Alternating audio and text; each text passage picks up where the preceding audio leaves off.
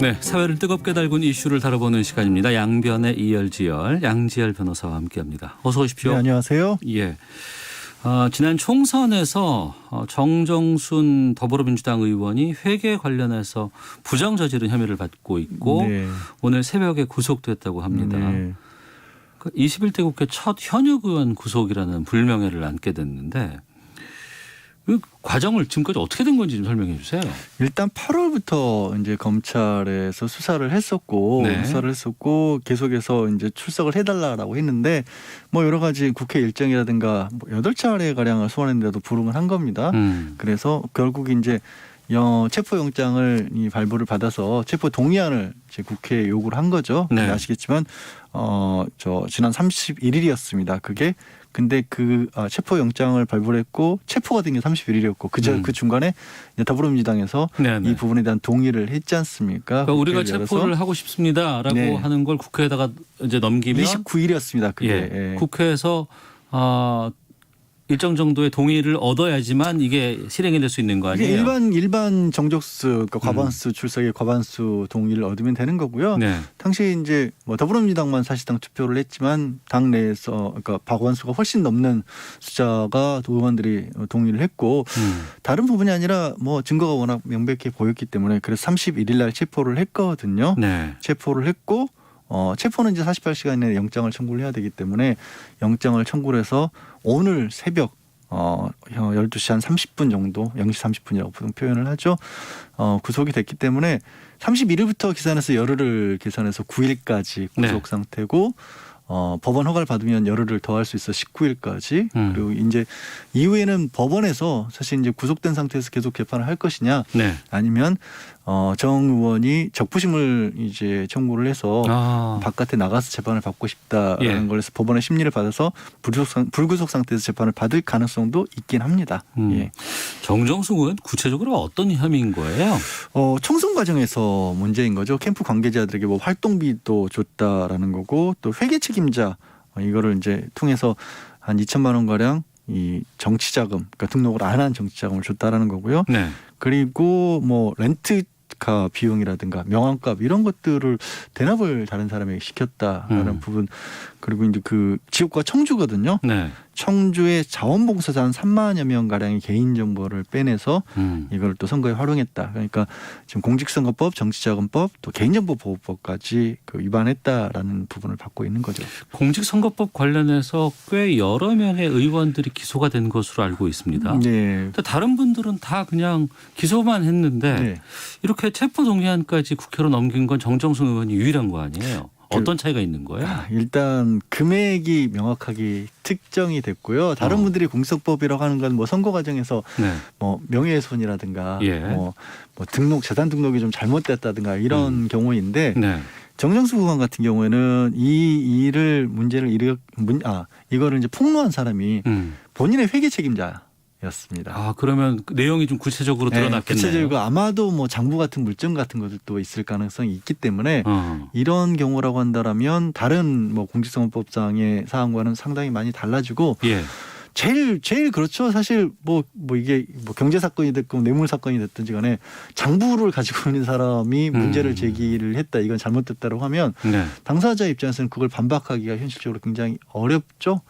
그래서 본인도 회계 책임자도 뭐 형사처벌을 받겠지만 정정숙 의원에게는 훨씬 더 큰 어떻게 보면 위험이 된 거죠. 그러면 이 4.15 총선 관련된 공직선거법은 공소시효가 6개월이라면서요? 6개월 내에 공소 제기후 6개월 내에 1심을 마쳐야 되는 겁니다. 이제 왜 그러냐면 그래야 뭐 보궐이라든가 이런 것들 아니면 생각해 보시면 선거로 뽑힌 선출직 공무원인데 뭐 2년, 3년, 4년 지나서 결과가 나오고 나면 의미가 없지 않습니까? 그래서 이제 공직선거법 관련해서는 그렇게 특별한 어떻게 보면 이제 선거 기간을 재판 기간을 두고 있는 거고요. 다만 말씀드렸다시피 개인정보법이나 이런 것들은 사실은 이 공직선거법은 아니기 때문에 그런 것들까지 심리하면 더 길어질 가능성도 있지만 이게 장부가 나왔고 회계 책임자가 문제를 제기했다는 부분이 있기 때문에 그리고 검찰에서도 영장까지 청구를 했다는 건 좀 확실한 증거가 있다는 얘기거든요. 그리고 발부까지 됐고 그래서 그렇게 길어지지는 않을 것으로 보여요, 사실. 우리가 법원에서 확정 판결 받을 때까지는 무죄라고 하잖아요. 네. 그러면 이 정정승 의원의 그 의원직 유지 상태는 언제까지 확정될 계속해서- 때까지 유지가 되는 거죠. 대법원 네. 확정까지. 네. 네. 그때까지는 계속해서 그럼 국회의원, 의원직을 네. 어, 다만 이제 구속 상태가 지속이 된다라고 한다면 사실상 네. 이제 의정 활동은 못 하는 것이고요. 그래도 월급은 다 받잖아요. 세비는. 네, 그렇죠. 근데 이번에 이제 근데 저기 그 여당에서 네. 출석을 못 하게 되면 세비를 굉장히 많이 깎는다라고 또 법안 발의한다고 하니까 그거에 네. 따라서 또 달라질 수도 있겠네요. 알겠습니다. 그럼 다른 분들 공직선거법으로 재판에 넘겨진 분들 뭐 지금 보니까 현역 의원이 총 27명이라고 하는데 그분들은 어떻게 되는 거예요? 아직 뭐 그렇게 크게 눈에 띄는 내용들은 없더라고요. 아직까지 네. 제가 봤었을 때는. 그러니까 아까 초반에 잠깐 말씀드린 것처럼 선거 과정에 있어서의 선거 운동이라든가 이런 것들이 문제가 되고 있기 때문에 예. 또 혹시 모르죠. 이제 수사를 본격적으로 하고 나서 보면 기소하고 나서 새로운 것들이 나올 수도 있겠죠. 네. 알겠습니다. 자, 양지열 변호사와 함께 말씀 나누고 있습니다. 또 다른 소식도 좀 살펴보겠습니다. 김경수 경남도지사 이번 주 금요일에 항소심 선고 지금 예정돼 네. 있습니다. 1심에선 실형 나왔고 네. 지금 보석인 거 아니에요? 네. 상당히 1심 선고의 시간이 좀 꽤 흘렀어요. 사실 이게 1심 있고 항소심으로 넘어가서 네. 항소심이 인사 이동으로 항소심 재판부가 바뀌었거든요. 네, 올 겨울 정기 인사 이동 때 네네. 인사 이동이 있으면서 그러면서 재판부 변경 이후에 이 재판 상황 자체가 많이 바뀌었어요. 예. 그러니까 바뀌기 전 항소심 재판부에서는 1심 재판부에서 심리했던 부분들을 상당 부분 거의 다 그 자료들을 근거로 해서 판단을 내렸었고 네. 사실은 바뀌기 전에 항소심 재판부에서도 이거 다른 것보다도 제일 문제가 되고 있는 게 이제 업무방해죄, 그러니까 드루킹이라고 하는 뭐 경제 선진화 경제 공동 모임 경공모라고 하죠. 경공모 모임 사람들과 함께 댓글 작업을 했다라는 그 혐의 있지 않습니까? 네. 그거에 어떻게 보면은 가장 핵심이 되는 부분이 김경수 지사가 그 사람들이 보여주는 이 프로그램, 이른바 시연. 시연을 받느냐 이런 네네. 부분인데 항소심 이 교체되기 전에 항소심 재판부는 말씀드린 것처럼 1심 재판부의 기록들을 중심으로 해서 시연을 본 거는 사실인 것 같다라고 판단을 해버렸어요. 예. 그러고 나서 이제 재판부가 교체가 됐는데 이후에 김 지사 측에서도 그렇고 새로운 재판부에서도 그렇고 이 원점에서 다시 검토를 한 거죠. 그러면서 상황이 많이 바뀌었습니다. 그 상황이 많이 바뀔 때 닭갈비가 역할을 했다는데 이게 무슨 얘기인 거예요, 닭갈비? 참 이게 이 뭐냐면 지금 말씀드린 그 시연회라고 하는 거는 특검에서 근거로 잡고 있는 게 그 시연회가 그 컴퓨터에 로그 기록이라고 하죠. 작동했던 시간이 정확하게 찍혀 있는 겁니다.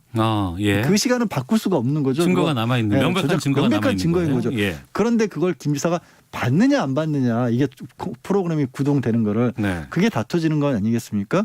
근데 닭갈비가 왜 튀어나왔냐면 특검 측에서는 드루킹 김동원 씨의 말을 빌어서 이게 이 경공모 회원들끼리 따로 식사를 하고 닭갈비를 먹고 그다음에 그 모임 장소로 바로 가서 김 지사가 오자마자 경공모 회원들과 자신들의 모임 활동에 관해서 브리핑을 1시간 정도 하고 네. 그리고 드루킹 및 극소수 인원과 함께 김 지사에게 이 시연을 보여줬다라고 그렇게 시간대를 설명을 한 겁니다. 네. 그렇게 설명을 했는데 닭갈비가 왜 나왔냐면 그걸 닭갈비집 식당에서 먹었다. 예. 그리고 특검의 수사 내용에서 그 식당에서 20명 가량이 밥을 먹고 갔다라는 수사 보고서까지도 1심에서 증거로 썼던 거예요. 그러니까 드루킹코가 관련돼 있는 사람들은 닭갈비 식당에서 닭갈비를 먹었고 그 시간 동안에 김경수 지사가 그 시연을 봤다.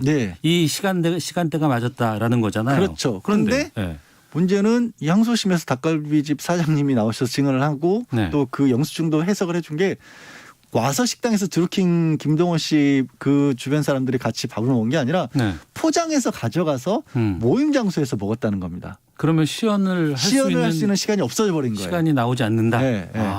그게 그래서 왜 도대체 닭갈비가 이렇게 뭐 말씀인가 아직까지도 좀 잘 이해가 안 가시는 분들도 계실 것 같은데 그것 때문인 겁니다. 딱 시연에는 컴퓨터가 돌아갔던 시간이 정확하게 찍혔기 때문에 밥을 와서 모임 장소에서 밥을 같이 먹었다고 한다면 그리고 드루킹 김동원 씨 같은 경우도 밥 먹고 난 다음에 같이 1시간 정도 브리핑을 모든 회원들이 있는 장소에서 했다라는 걸 인정하니까 그럼 밥 먹고 모임을 1시간 했으면 그 시간대에 시연을 봤을 시간이 안 생기는 거지 않습니까? 그렇게 된 겁니다. 아, 그럼 1심 때 판단과는 전혀 다른 얘기들이 2심에서 많이 등장을 했네요. 네, 상황이 완전히 그 부분이 바뀌어버렸고요. 거기다가 또 최근에 어떤 사건들은 디지털 증거들이 굉장히 중요한 역할을 하거든요. 그렇죠. 핸드폰이라든가 뭐 여러 가지 것들 다 있죠. 근데 항소심 재판부에서 또 하나 나온 게 요 컴퓨터를 시연했던 시간대만 정확하게 나온 게 아니라 김경수 지사의 이 기사분의 스마트폰이 이게 요즘 GPS가 다 추적 기록이 남잖아요. 맞습니다. 자기가 어디 다녔는지 그거 모르고 그냥 다니시는 분들도 굉장히 많은데 그걸 또 볼 수 있는 방법이 있거든요. 있어요. 정확하게 시간이 다 나온 겁니다. 도착해서 떠난 시간까지. 그러니까 지금 두 개가 딱 정확히 움직일 수 없는 디지털 증거가 나온 거예요. 네. 몇 시에 도착해서 몇 시에 떠났다. 그리고 몇 시에 이 컴퓨터는 구동을 했다. 그걸 보니까 도저히 특검에서 기소한 내용과 안 맞는 거죠. 알겠습니다. 금요일 판결 글쎄요. 어떻게 나올지 좀 지켜봐야 될 것 같습니다. 여러 가지 변화들이 좀 있어 보이는데요. 시간이 없어서 여기서 마치도록 하겠습니다. 양지열 변호사와 함께했습니다. 고맙습니다. 네, 고맙습니다.